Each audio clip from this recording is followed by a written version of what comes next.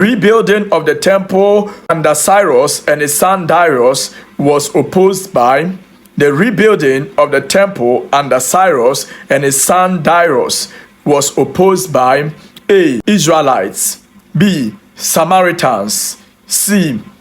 Babylonians, D. Assyrians. The answer is B. The Samaritans. It was the Samaritans who opposed the rebuilding of the temple.